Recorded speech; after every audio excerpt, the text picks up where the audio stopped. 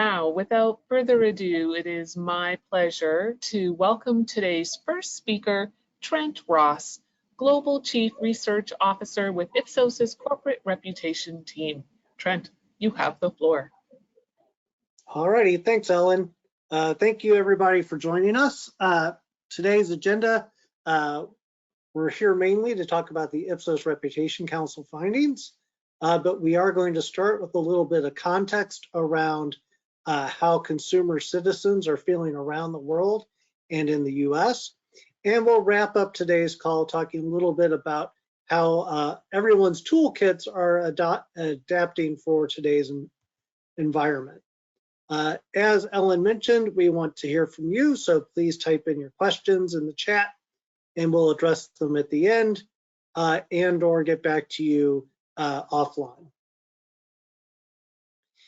We've been conducting the Ipsos Reputation Council now for 15 years. This year's study included over 150 senior communications executives from around the world, from over 100 of the world's leading companies, across 23 markets. So we really truly are covering the world here with our interviews and with our participants. All of these Reputation Council reports, including this year's report, as well as previous reports, can be found on our microsite on the Ipsos Reputation Council. What we'll talk about today from this year's Reputation Council report is the impact of artificial intelligence, striking the balance between global and local communications, the role of communications in acquisitions, and the role of corporate sponsorships. But first off, I wanted to talk a little bit about context. In 2024, over 1 billion people will be able to vote. That's a lot of potential change occurring this year. Specifically in the US, there's a few things that are impacting the environment for companies to function, right? So we're finally starting to see an uptick in consumer confidence. Consumer confidence attitudes have been lagging actual economic indicators for the past year or so. We are finally starting to see confidence catch up, but confidence is really important because it just shows you how much attitudes can impact things, even if the economic indicators are fine. The other thing we're seeing around the world is that people are not so satisfied with democracy right now. And that's not just in the US, that's also in other democratic strongholds around the world. And the satisfaction with how democracy is working gets lower the closer you get to the center of government and the further you get away from your local government. So in the US, for instance, 49% of people are happy with 42% of people are satisfied with how democracy works in their community or city, but only 33% at the state level and only 20% nationwide. And then that becomes even lower when you look at supranational organizations like the UN, or if you look at Europe, of the EU. France, for instance, has fairly strong satisfaction with democracy, still under 50%, but their satisfaction with how it works in the EU level is very, very low, lower even than the UK, which famously has Brexited. Sweden, on the other hand, is the one outlier country where they have more confidence in their central government than in their state and local governments.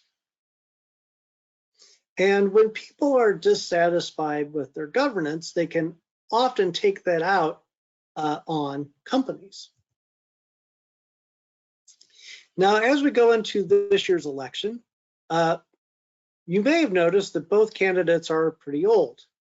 And when you ask Americans, this is from our Reuters poll and our ABC News poll, a strong majority feel that both Joe Biden and Donald Trump are too old for another term as president.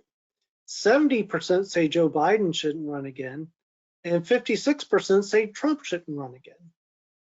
So this is a big piece of the context for our current election. The other piece of context here is issues importance. And it's still the economy, right? The economy is the most important issue overall, followed by efforts to reduce crime, elites interfering with your freedom, and laws restricting your access to guns, and then abortion access. So economy and crime, followed by freedoms, if you will. Climate change comes pretty far down the list there. So who's going to win the race? Well, it's obviously too early to say, but a couple of our models indicate a few things, right? So right now, if you ask people just who they're going to vote for, there's too much going on. So instead, you need to look at the fundamentals. When you ask who's stronger on an issue, you see that Joe Biden is stronger on a lot of issues here to the right, from gun violence to education, healthcare, respect for democracy, the environment, women's rights. But Trump is stronger on the main issues, so the economy, jobs, and foreign policy. That gives Trump, given the importance of the economy, particularly in his 10-point advantage, a slight edge in the overall likelihood of winning the election. When we use different models, so the fundamentals model here, which uses approval rating and incumbency, that's a weak Biden model. If we use the poll-based model, where you take the average of all the polls and you try to project, that is leaning Trump. And the heuristics model, as I was just mentioning, which is who's strongest on the main problems facing the country, it's a strong Trump model. But right now, of course, is very early to be trying to make any predictions. But no matter which way the election goes, there are potentials for strong impacts on several key industries. On the oil and gas industry, on automotive, and on technology. All three of these industries are somewhat in the crosshairs when it comes to potential changes in an administration or a strengthening of a Democratic administration having an impact on these industries. So it is worth your while as corporate communicators to pay attention to what's going on politically. Because as we are entering these turbulent times, and some people may say that we've been in turbulent times since 2016 or so, but again, with 4 billion people going to the polls this year may be more turbulent than others. The communications teams are the custodians of trust for companies. As one Reputation Council member put it, making sure that the communications voice is very well heard and heard early with sufficient weight can make a really, really big difference in the reputation of a company. So one of the first things in our Reputation Council interviews that we ask is, what keeps you awake at night? So when we talk to chief communications officers, a couple of things come to the top. One of those is polarization and politicization. That has seen an increase in importance over previous years, whereas concerns about net zero and inflation, those have decreased a little bit, indicating that our chief communications officers are a little bit ahead of consumer confidence. But these items with stars are a couple of new things that have popped onto the radar this year. One being, how do you balance global and local communications teams? And the other being artificial intelligence in digital evolution. And both of those are items that we'll discuss on the call today. But when it comes down to it, what communicators need is to be agile, flexible, and resilient. We've been doing these interviews for a very long time, and one of the things that always comes through is that communications professionals have to have sufficient experience that they trust their gut, but also the ability not to get stuck in any one area so that they can move and adjust. One interesting point, in the Reputation Council interviews, we ask which industries are in the crosshairs right now when it comes to potential for additional legislation or reputational impacts. And a lot of the usual suspects are here, energy and financial services in particular. But in the US, you'll note that technology is at the top of the list. And it also gets a mention in Europe.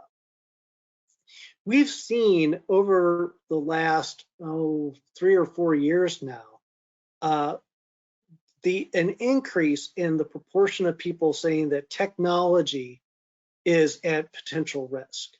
And that comes both from our chief communications officers that we interview for Reputation Council, but also from polls that we do both publicly and for clients. You see a lot more pressure on the technology industry, where in the past, the technology industry companies always scored very, very high. They had a lot of trust.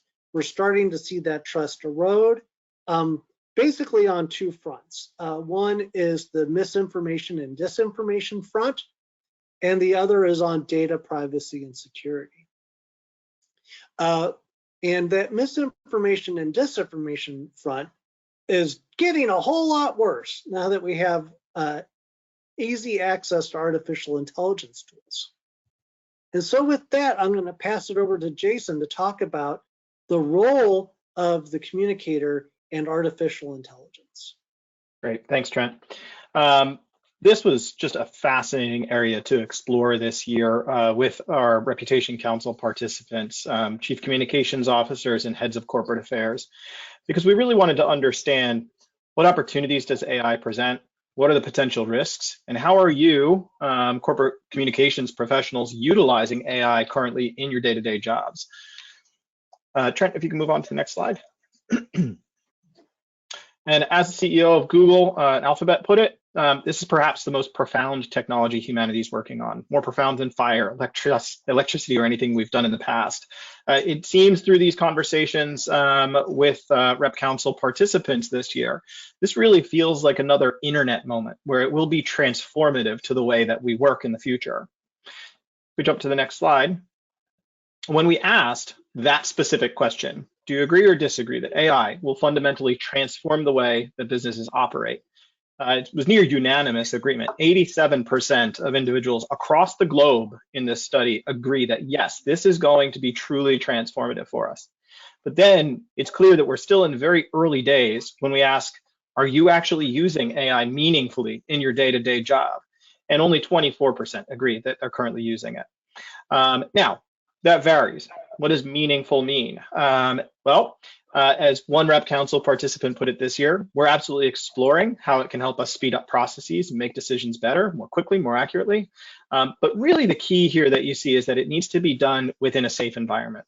A lot of companies dipping their toes in the water to set up internal environments to be able to test things like ChatGPT and understand how it can perform, utilizing tools like Copilot.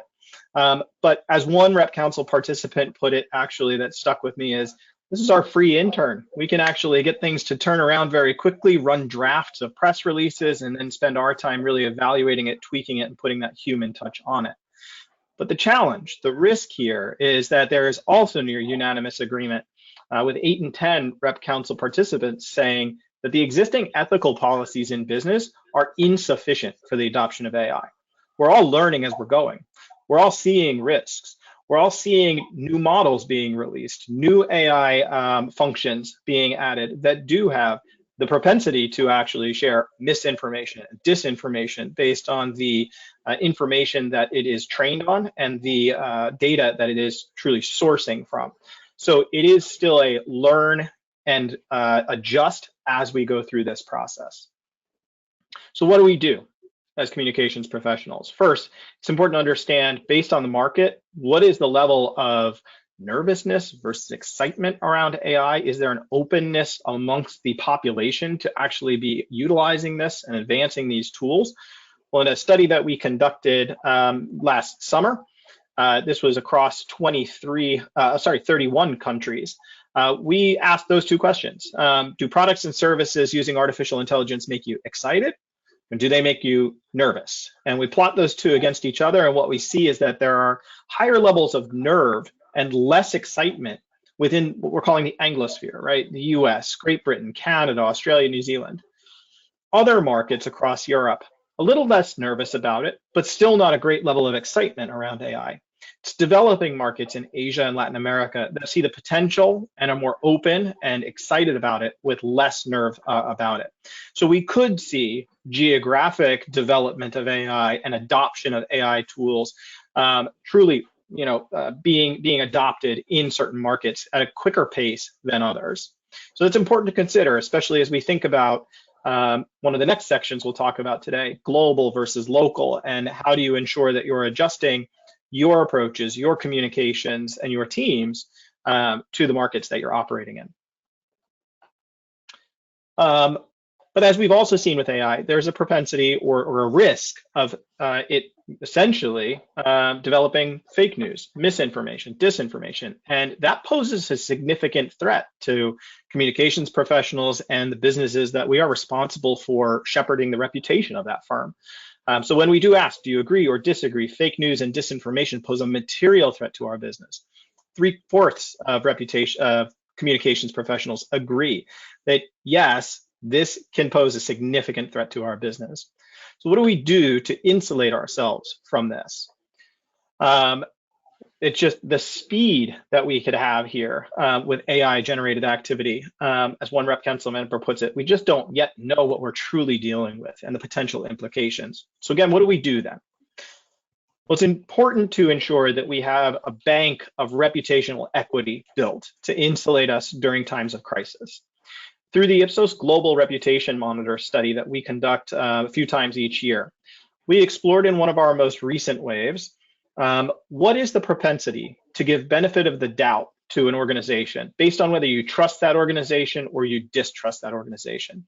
And what you'll see here is that on the left side, for organizations that are trusted a great deal, when you ask citizens across more than 25 countries, would you give this company benefit of the doubt, or would you definitely believe negative information that you saw about that company?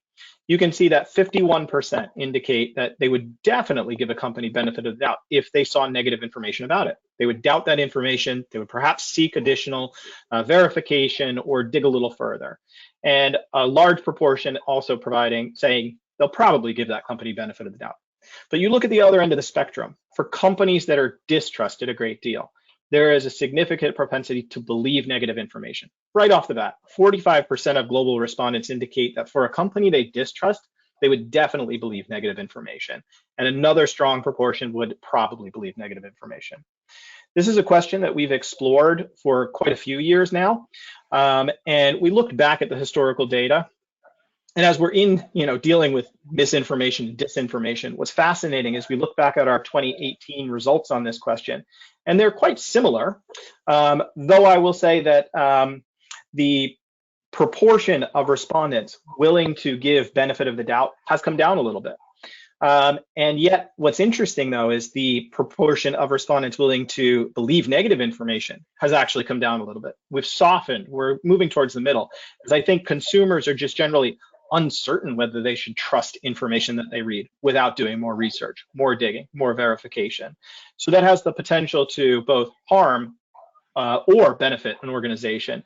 But what is clear here is it is still important to ensure that we've built that reputational equity, that we understand where we have strength, where we're trusted, and where we have work to do with different stakeholder audiences.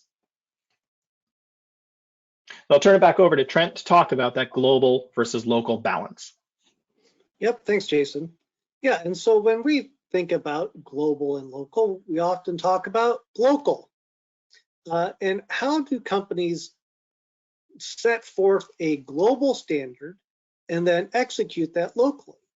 And so the Coca-Cola company is a good example here, where they have a global statement on sustainability, that they act in ways to create a more sustainable and better shared future, to make a difference in people's lives, communities, and our planet by doing business the right way. But how that is activated varies by market, depending on what is most important to the people and the stakeholders in that market.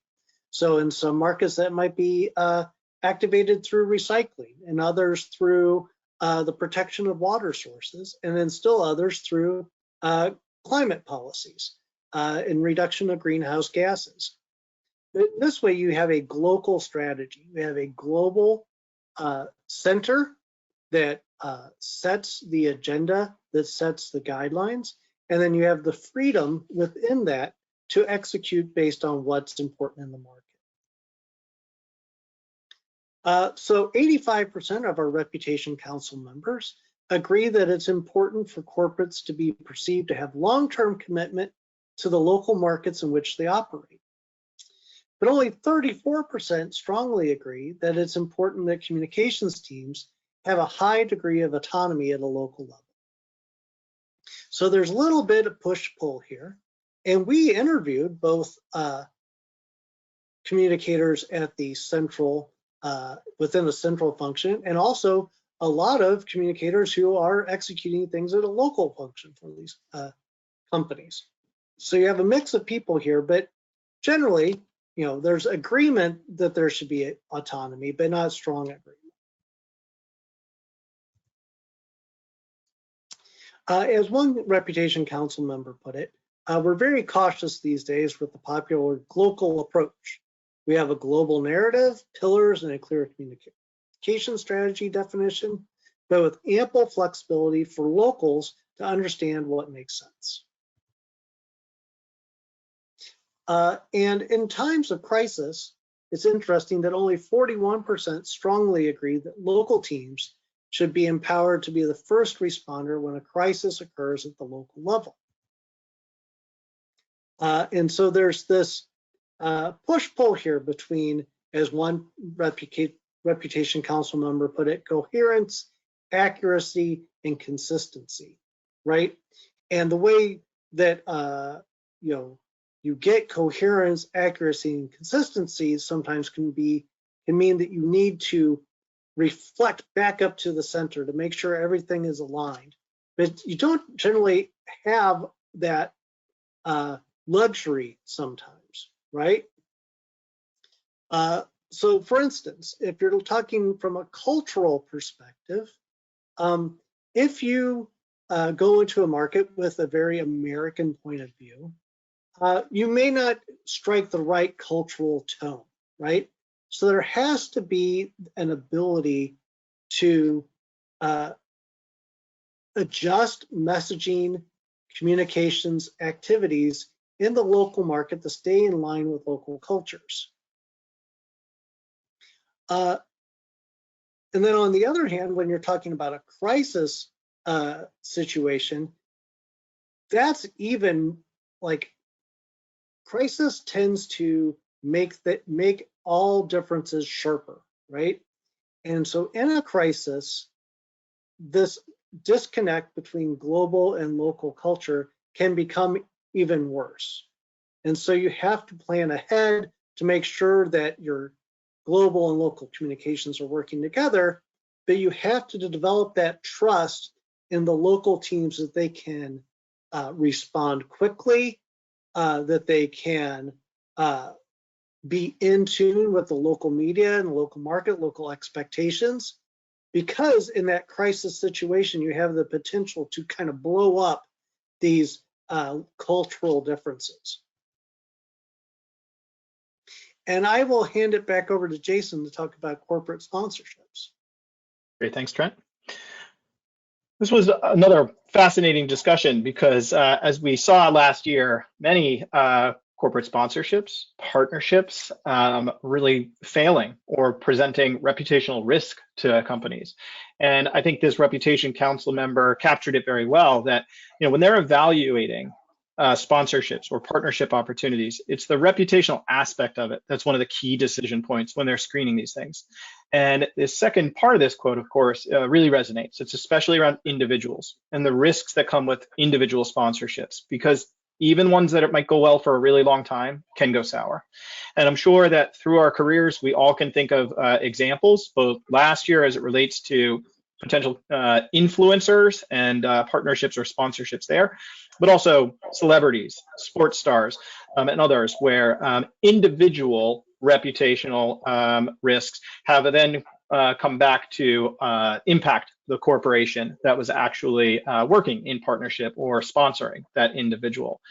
So there was a lot of focus on reputational evaluation, reputation review of sponsorship decisions. We can jump to the next slide. But many of these sponsorships and partnerships are about aligning with individuals, organizations to lend relevance and credibility to a company's stand on key issues. And so as we explore this section, we needed to understand whether the companies and communications leaders still believe that there is this expectation that they take a stand on issues of diversity and inclusion and other societal issues. And the answer here is overwhelmingly yes. 78% of corporate communicators and corporate affairs professionals in our Reputation Council do agree that there is still a public expectation for businesses to take a stand. However, go to the next slide, please. 72% are also afraid of getting it wrong. They agree that businesses are worried about engaging publicly on diversity and inclusion issues for fear of saying the wrong thing. So there needs to be a cautious approach, clear vetting of sponsorships and partnerships to ensure that we are minimizing the potential risk around the wrong approach. We can go to the next slide, please. So is it worth it still? Well, more than half agree that sponsorship today is an overly expensive communications channel. And we pair that with the second statistic on this slide, 45% also agree that they have a robust approach to evaluate the financial ROI of sponsorship. It's less than half. Less than half indicate that they truly do have a robust approach to determine, is this sponsorship actually returning value to our organization, and is it worth the cost? You can see 34% disagree. The rest are in the middle, uncertain or not truly. They don't have conviction in their response that they have a true robust approach, but it does indicate that perhaps better evaluation methods are necessary in order to be able to truly measure and determine whether sponsorships or partnerships are leading to value and return for the organization, especially given that they are perceived as being more expensive. But yet, despite that, only 38% today currently agree that corporate sponsorship is diminishing within the corporate communications mix. The majority indicate that it is still steady or perhaps even increasing over the past year, and will still play a very important role. Because as we'll talk about at the end, the right partnerships, the right sponsorships can lend additional relevance and credibility to the organization around the issues that they are trying to address, or to reach target audiences that are important to the business and its growth. So the guidelines here from Reputation Council participants is, in order to minimize risk and maximize reward, it's important that any sponsorship is in alignment with the strategy of the organization, that the two organizations or the company and the individual have truly shared values, that the issue that you're seeking to address or the audience that you're trying to gain access to with sponsorships is relevant and you have something relevant to add to that, and that you're not focused just on short-term impact, but you're focused on long-term relationships with these sponsorship opportunities and partnerships with individuals or other organizations. And these principles can help to ensure that you're minimizing risk and maximizing reward. As we enter into the last section of our conversation today, I'll turn it back over to Trent to talk about acquisitions and the role of communications. Yep, thanks, Jason. We talked about crisis as an inflection point, which can either uncover or enhance how your communications planning is viewed. Boy, another place where you can have an inflection point are acquisitions and mergers. All of our Reputation Council members agree that acquisitions are significant business events, that there tends to be a lot of structure around those processes, and that those processes often become prioritized over other business activities and communications activities. And we'll go through each of those a little bit. When we talked through the involvement of corporate communications teams with mergers and acquisitions, we find that there are three basic phases, right? So there's the pre-acquisition scoping and due diligence, where the communications team is involved in looking at the reputation of the potential merger or acquisition partner and determining what that looks like from the outside. What do external stakeholders think about the possibility of merging with that company, but also from the inside in determining how are their communications teams set up and how does that mesh with the approach of the acquiring company. Then the communications teams become involved in the execution and public communication of those mergers and acquisitions, making sure that the reason for that acquisition is expressed to stakeholders in a way that makes sense and it works with the equities of both of the organizations. And then finally, in the integration phase, after the merger or acquisition, you're looking at both integrating the reputations of the two companies, as well as the integration of your communications teams. 65% of our corporate communicator members of the Reputation Council say that they are part of the acquisition leadership team, and the same proportion say that communication is linked to an acquisition will temporarily displace other communication activities. So the communications teams become central here to the merger and acquisition process, and that can disrupt their other work. As this Reputation Council member put it, comms is more involved once the deal is done. But if you're fortunate, communications is involved from the beginning. So we talked about those phases, right? And if comms doesn't come in until you're trying to communicate the why of the acquisition or the why of the merger, you can often be wrong-footed if you weren't in from the beginning, helping to vet that partner and start to align your reputations. And when comms is the last thing to know, well, that's a problem because the first thing you have to do is communicate that acquisition. So really best practices here is to have the communications team involved from the outset, involved in vetting and aligning with that other organization, the acquiree, if you will. Because if you try to come in at the last minute, you're just not going to have the correct context and alignment in order to persuasively communicate why that merger or acquisition is happening. So a few keys during each of these phases. So in the pre-acquisition phase, there needs to be a lot of focus on discretion and not leaking.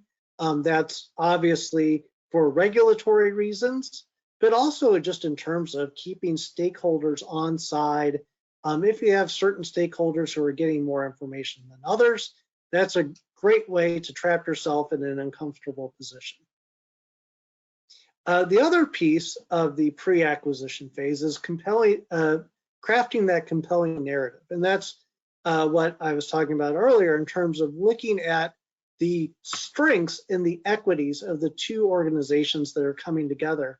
How do you align that and make sure that you're communicating that you're building something that's greater than 1 + 1 = 2, right? And then finally, after the acquisition, a lot of it's about internal coordination. How do you bring your teams together? But also, how do you transition your brands, both your corporate brands and your product brands, to make sure that you're balancing strengths and weaknesses and building something that's greater than the whole? And as this Reputation Council member put it, done really well, the comm team would be embedded probably for another year or 2 years, depending on how big the deal is, on helping integrate and make sure you get synergies, because then your role really spreads across the business during an acquisition.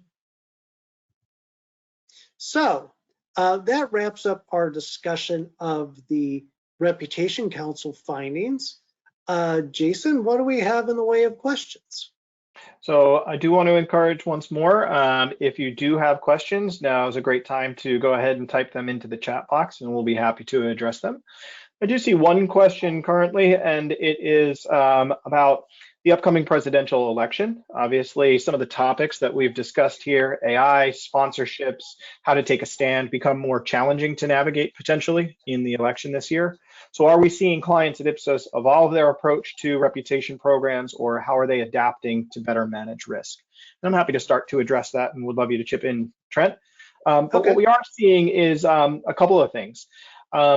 For many of our clients, global organizations who are measuring reputation, and not just with general consumers, but with difficult to reach audiences, policymakers, investors, their own employees.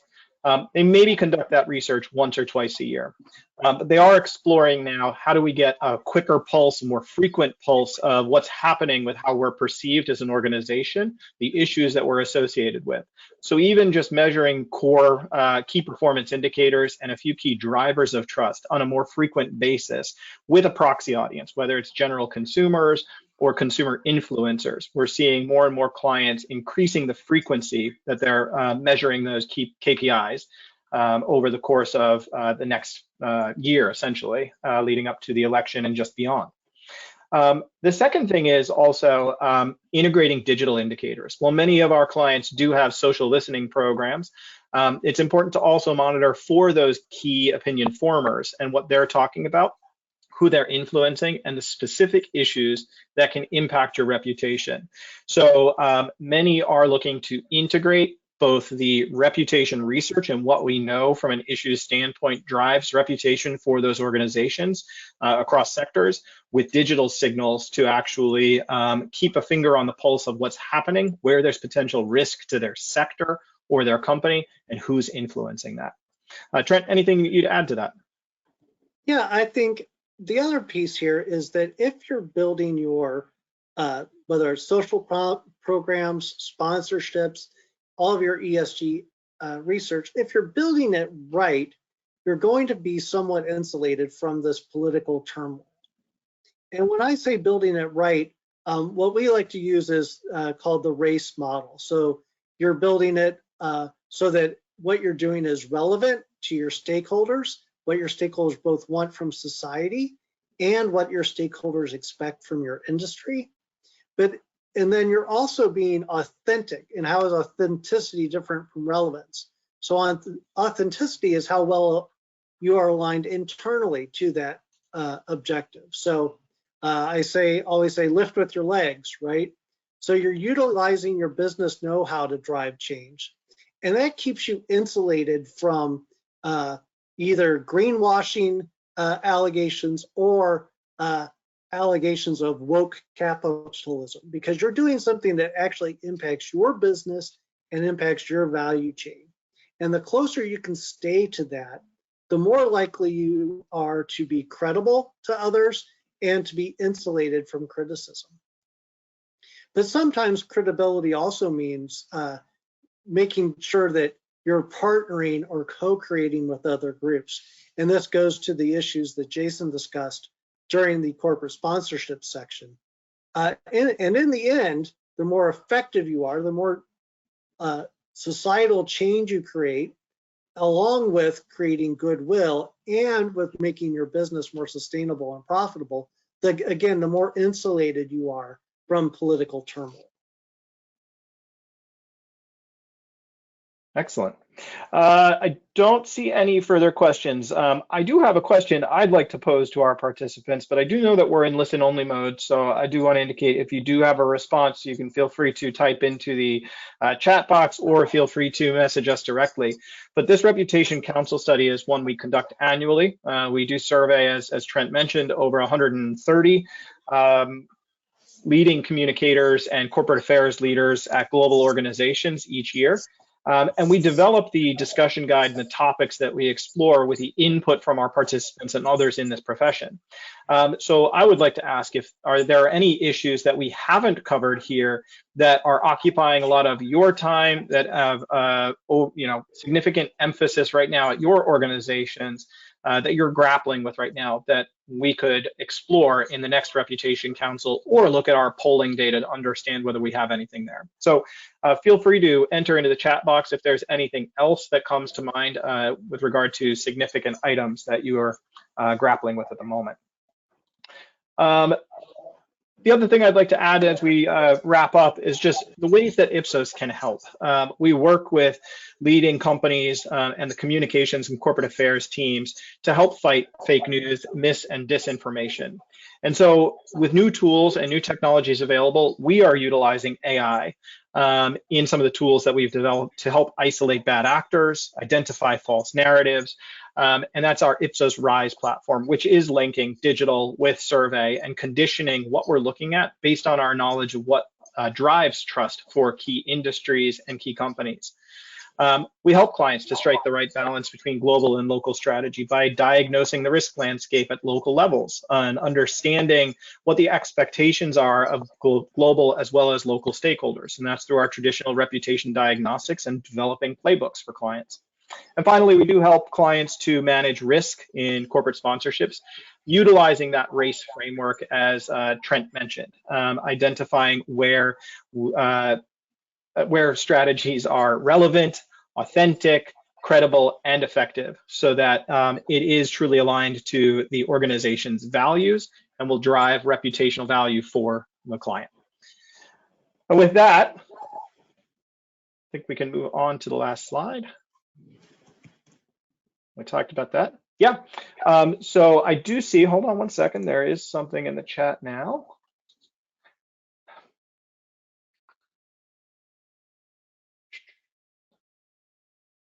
Sorry, one second. I am curious to learn how others are feeling about relating to Gen Z. We've spent so long talking about millennials, and I'm wondering how others are handling relating to and managing Gen Z 20-somethings. I think that is a great question, and it is something that we do explore. It varies, of course, from a reputation perspective. It varies by industry, and there are what we're seeing in terms of our research is greater societal expectations from Gen Z, both in terms of the companies they're working for and the expectations they have of companies. Trent, as you think about our Ipsos Global Reputation Monitor and some of perhaps the demographic analysis we've done, anything to add here? We can always follow up with additional detail on this one as well after. Yeah, the other thing I would add is that for a long time, we kind of looked at millennials as a fairly cynical group when it came to companies. And now that we've moved into Gen Z, the Gen Z we end up surveying are actually more optimistic than pessimistic. And it may be part of their life stage in that they're looking to companies for potential employment, or maybe because they've grown up with companies moving from just kind of sponsorship as a way of advertising to integrated social responsibility to ESG, but they do tend to have somewhat more confidence in companies. Now, is that something that can be washed away pretty quickly? I think so, given how little experience they have. And so I don't think companies can take the Gen Z for granted, but I think by moving down the road in which companies have been moving over the years, they have brought Gen Z on at a much more positive place than when millennials first became interested in companies. Excellent. That is the last question I see currently in the board. And so I want to thank everybody again for your participation today. We will, of course, be sharing the recording in the next few days and remain available, of course, if you have any further questions or would like to learn more about the Ipsos Reputation Council, please feel free to reach out. We'll be back in touch in a few days with those recordings and hope you have a wonderful afternoon.